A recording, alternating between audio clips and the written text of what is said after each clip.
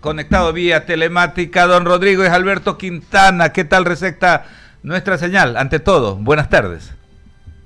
Estimado Alberto, muy buenas tardes. Primero, escuchando las buenas noticias que ya se podrá volver a bombear petróleo, más allá de los problemas ambientales que esto ha generado, pero ya es un punto a favor para la economía del país y acá con un poco de frío, pero con buena señal. Qué bueno, oiga, definitivamente nos alienta. Por eso decía, en medio de toda la tragedia y los efectos, sobre todo nos conmueve, ¿no? Porque la gente la pasa mal, casi una semana, ¿no? El derrame, pues, de crudo fue afectando las actividades, la pesca, la agricultura, la provisión del líquido vital, en fin, esperemos también, ¿no?, que haya la efectividad de parte de todos los organismos del Estado. No solamente me refiero al nivel de gobierno central, sino también, pues, a la Prefectura Provincial de Esmeraldas, a los GACs cantonales, los GACs municipales directamente afectados, ¿no? Para que puedan solventar, pues, a su población todos los temas que tienen que ver con la afectación. Ya está con nosotros Mauricio Icaza. Mauri, ¿qué tal? ¿Cómo vamos? Bien, gracias a Dios, Alberto, todo bien. Efectivamente, como señalaba nuestro invitado, Rodrigo, a quien le mando un cordial saludo como siempre, gracias por acompañarnos. Efectivamente, dentro de toda esta vorágine de noticias negativas, pues por lo menos ya volvemos a retomar el tema del bombeo y eso para el Ecuador evidentemente le viene bien en su economía. Rodrigo, ¿cómo estamos? Mauricio, grato escucharte y sí, realmente me ha llamado la atención el tiempo que ha tomado recuperar el bombeo, pero creo que era el primer tema que había que priorizar. Perfecto, Rodrigo. Quiero cambiar diametralmente de tema. Hace poco nada más, el presidente de la República emitió un decreto en el que disponía que el dólar sea la moneda oficial o de libre circulación en el Ecuador. Esto como respuesta a lo ocurrido en un capítulo en un programa de televisión de dos asambleístas de RC5 con respecto a sus declaraciones. ¿Crees que de repente vía decreto es suficiente para poder fortalecer o para poder determinar que el dólar sea la moneda de libre circulación? Lo digo porque así como se hacen, se deshacen las cosas. Puede venir después otro decreto diciendo que ya no lo es. Entonces, de pronto es necesario más bien reformas más sustanciosas que hagan que el dólar ya sea la única moneda de libre circulación de manera oficial, permanente y perenne, y que conste eso en la Constitución. A ver, creo que el tema va mucho más allá. Hace unas semanas atrás, precisamente el bloque de RC planteaba que una reforma constitucional para que el dólar vaya en la Constitución. El decreto del presidente plantea básicamente lo mismo y añade ciertas prohibiciones al Banco Central de prestar plata y algunas otras cosas adicionales, solicitando que la bancada de ADN lo plantee así. Antes de la dolarización, en el año 98 y 99, ya el dólar estaba circulando en el Ecuador. ¿Ya? Y circulaba, y quien marcaba la pauta de la economía era el dólar.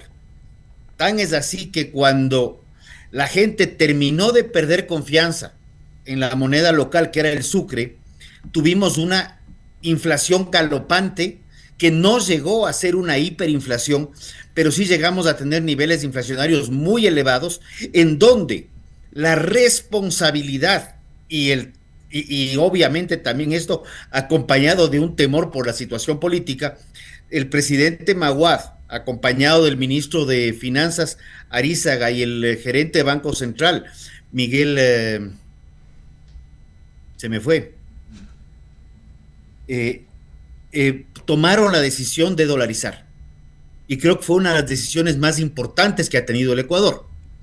A raíz de la dolarización, el Ecuador comenzó a tener temas positivos, como saber que tu sueldo de enero va a ser tu mismo sueldo de diciembre y va a tener la misma capacidad adquisitiva.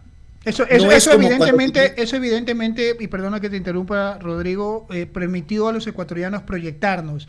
yo hacía la reflexión en un grupo de amigos que, o sea, recuerdo que a raíz de que el dólar ya se implementó como moneda acá en el Ecuador de libre circulación, pues yo pude proyectar comprar mi casa porque sabía que adquiría una deuda con X valor, que en el plazo, en el mediano plazo se iba a transformar en X valor y consecuentemente de ahí no pasaba, cosa que no sucedió poco antes de la dolarización. Pero el tema pasa al hecho de que hay fantasmas todavía circulando por ahí, de que si el dólar debe ser, no debe ser. Entonces quizá para cortar camino a todo eso es que de repente se está empujando una enmienda constitucional para que conste ya en el dólar el tema en la Constitución, que conste el dólar como moneda oficial del Ecuador. Esto más las otras medidas que tienen que ver con el Banco Central, ¿no? Creo que la medida más importante no está necesariamente en que el dólar conste en la Constitución. Creo que sería importante que se diga dólar de Norteamérica. Por un acaso que se les ocurra se les chispotee algún otro disparate, ¿no? En Zimbabue ya se les ocurrió tener el dólar norteamericano y crear el dólar zimbabuense, y el dólar zimbabuense perdió poder adquisitivo en el corto plazo y la situación de hiperinflación se fue a las nubes. Yo solamente quería complementar la idea anterior, antes del dólar, con 1,000 sucres, tú comprabas, se me ocurre ahorita, no me acuerdo exactamente, 10 libras de papas en enero, te subían el sueldo. En enero había un incremento salarial, en junio había otro incremento salarial que venía para el mes de julio, pero en diciembre tú con suerte comprabas 1 o 2 libras de papas con los mismos 1,000 sucres. Eso es la pérdida de poder adquisitivo. Eso se llama inflación. Esto, como lo publiqué en mis redes hace unos días atrás, el Pato Donald con los sobrinos lo explican muy bien, lo que significa la inflación, que ya no lo tenemos. Ahora, vámonos al otro lado. ¿Qué implica estar dolarizados? Es la otra cara de la moneda. El estar dolarizados implica tener responsabilidad fiscal. Saber, así como todos, básicamente, lo que tú has planteado, cuáles van a ser mis ingresos, qué puedo gastar, lo mismo tiene que hacer el Ecuador como nación, como Estado. Ok, ¿cuál es mi proyección de ingresos real? Porque el presupuesto aguanta todo. ¿Cuál es mi proyección de gastos real? Y si mis ingresos no están por encima de mis egresos, pues tengo que ver cómo ajusto el gasto. Porque la otra cosa que hemos vivido los últimos años es que queremos gastar lo que nos da la gana, y perdón que lo diga en esos términos.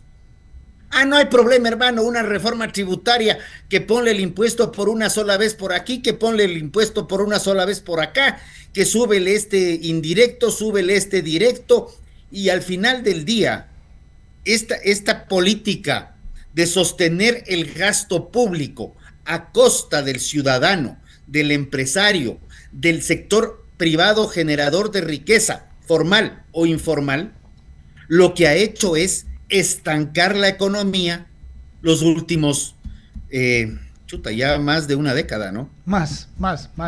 Y lo que me preocupa es que nos seguimos endeudando y va a llegar un momento en que esa hoja de cálculo, porque ahorita parece ser que solamente es una hoja de cálculo llamado presupuesto del Estado, en lugar de ser una herramienta para poder trabajar y proyectarnos, va a llegar un momento que no alcanza. Sebastián, ¿tiene más preguntas para ti? Solo te completo, no es una hoja de cálculo. Es un pedazo de papel que aguanta cualquier cosa. Si te faltan ingresos, súbele el precio del petróleo, pásale a 85 y ya tienes los ingresos que necesitas. Se cayó a 60, ya veremos qué hacemos. Ya veremos a quién nos les cargamos para tener esa falta de ingresos. Sebastián tiene más preguntas para ti, Rodrigo. Gracias por contestar las mías. Sebastián. Gracias, Mauricio.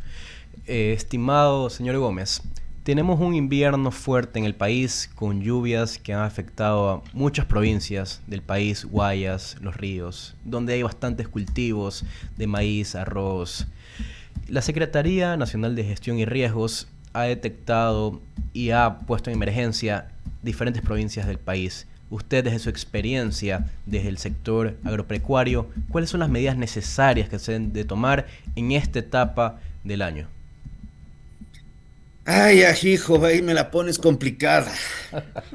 Ahorita con el agua al cuello, la medida es ver cómo evacuar el agua, es la única opciones que tienes, buscar mecanismos para generar créditos oportunos y a tasas de interés viables para que puedan ser pagadas, porque no podemos pensar en condonación de deuda de la banca de propiedad pública cada 2, 3 años, ¿ya? Yo creo que he escuchado a algunos prefectos en estos días y muchos hacen referencia a la importancia de la prevención, ¿ya? Y los que dicen que han estado más prevenidos que otros, porque también escucho a los arroceros, por ejemplo, que tienen pérdidas importantes, y dicen, esto es un tema de todos los años. Entonces ahí te quedas pensando y dices, ok, este invierno es fuerte, sí, pero si este es tema de todos los años, algo teníamos que haber hecho años atrás.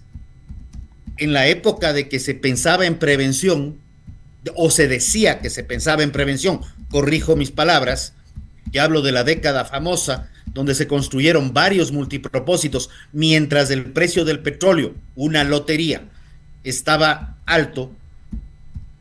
Ahí parece que la prevención era previniendo las épocas de vacas flacas, pero de los funcionarios que contrataban, porque muchas de esas obras que sí han servido fueron construidas con grandes e ingentes sobreprecios. Y en el caso particular de la ciudad de Chone, yo lamento muchísimo que los problemas de inundaciones se mantienen, porque se les olvidó incluir a 2 ríos que también derivaban allá. Pero regresando a esto, ahorita tenemos inundaciones. En abril del año pasado teníamos estiaje, tuvimos problemas inclusive de cortes de luz.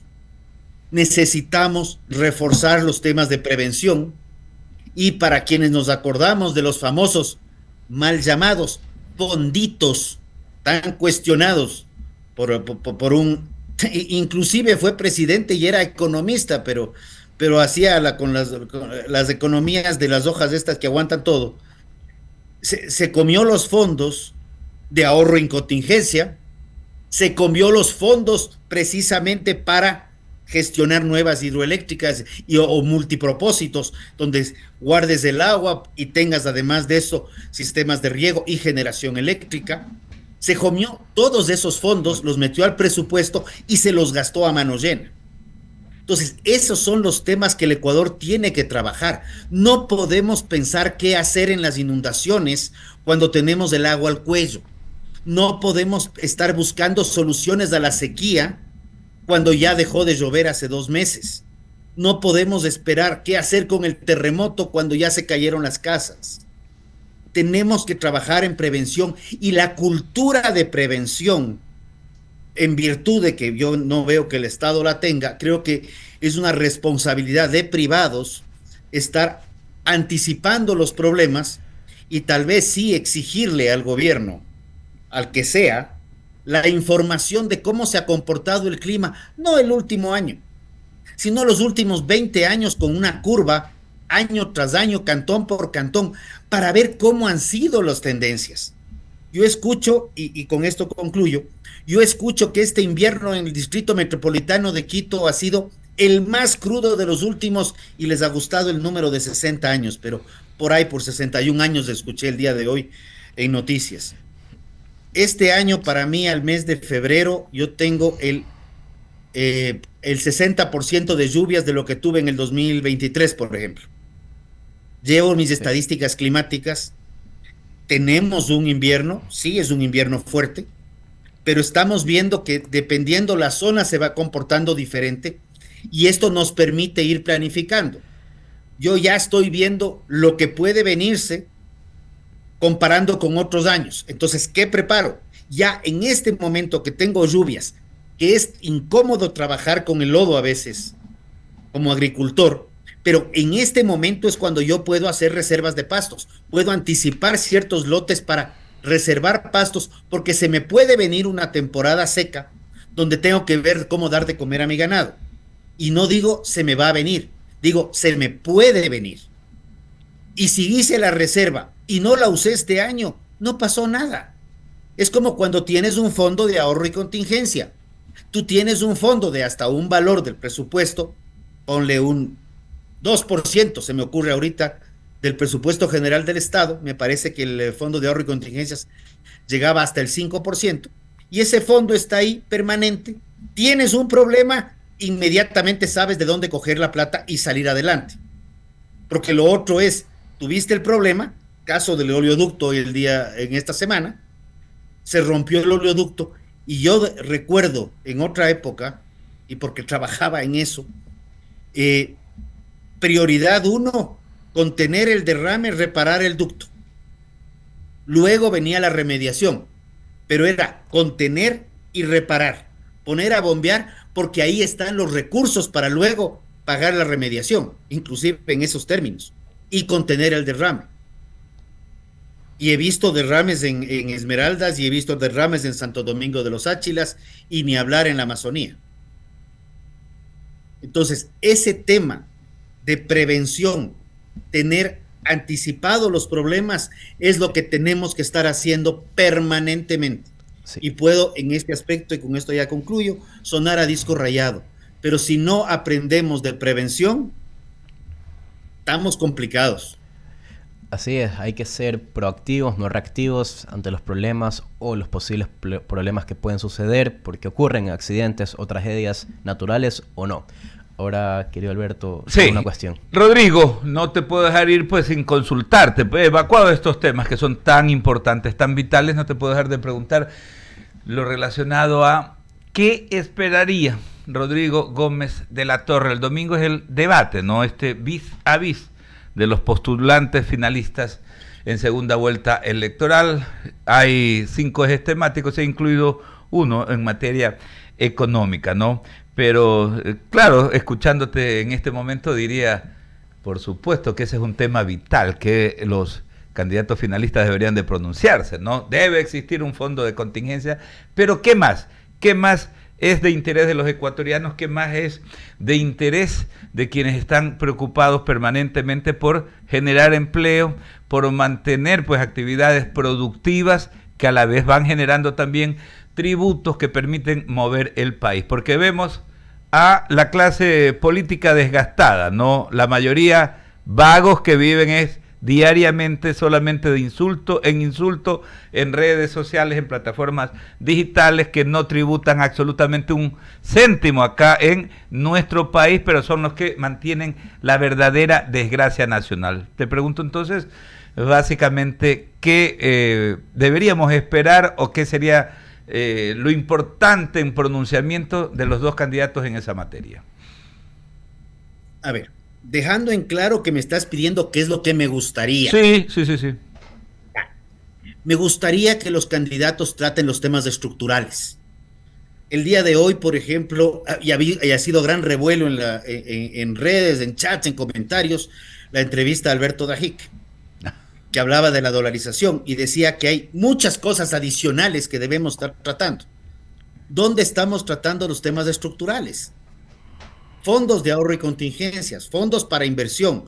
¿Dónde estamos hablando no hablar de cuántos miles de barriles más vamos a producir en petróleo o cuántos miles vamos a recibir en minería, sino qué vamos a hacer para que eso se dé?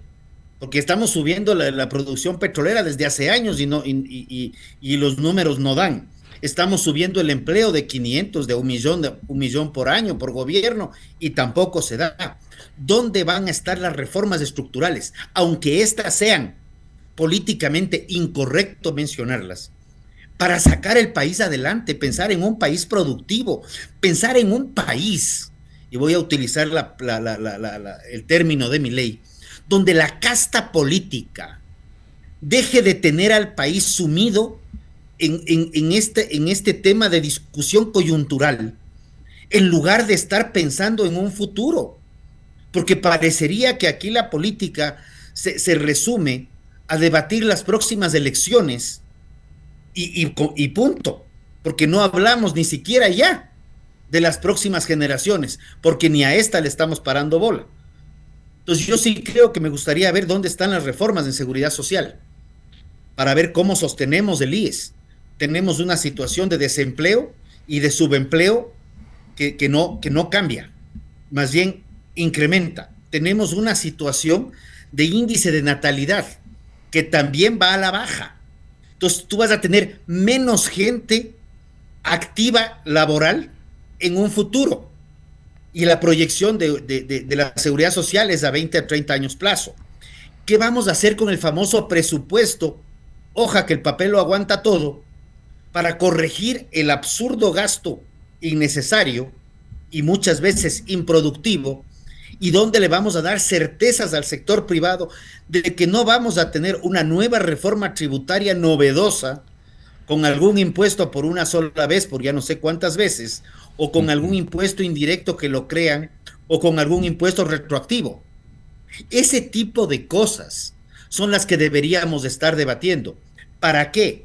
Para pensar ahí sí en certezas para, aprovechando el dólar, que es una gran herramienta, crecimiento económico. Con el crecimiento económico, atracción de inversiones, generación de empleo y seguir en un camino de desarrollo. Y te digo, para mí lo que yo he visto del Perú de los últimos 20 años es realmente envidiable, y lo que tiene el Perú es una constitución del año 93, que nadie habló que va a ser de 300 años ni de 10 años, una constitución pro empresa, una constitución que le permite al sector privado trabajar en paz. Aquí tienes todas las normas y todas las leyes posibles para complicarle la vida a quien quiere poner plata para invertir. Y no creo que la solución va a ser una nueva constituyente, y esto es un mensaje para los dos candidatos, porque cada constituyente se la hace con la misma visión coyuntural, y por eso tenemos, me parece que son 18 o 19 constituyentes que han derivado en más o menos 23 o 24 constituciones. Increíble. Y cada vez el país más refundido. Claro que sí. Y cada etapa, ¿no? Perdón, cada periodo presidencial aparece quien quiere supuestamente refundar la República, ¿no? Siempre ajustada a los intereses de la gallada, ¿no? Que gira en torno a estos liderzuelos. Muchísimas gracias, Rodrigo, por darnos estas impresiones. Siempre son tan importantes, tan venidas a bien. Creo que sirven muchísimo para orientar, para ir moldeando la opinión pública a la gente que nos sigue diariamente en nuestro espacio, ¿ah? Un fuerte abrazo, gracias a I99. Y no nos olvidemos, el voto, derecho, obligación, sí, pero el voto es una responsabilidad. Informémonos bien antes de rayar el otro papelito. Un abrazo. Es Rodrigo Gómez de la Torre desde Quito. Son las 17.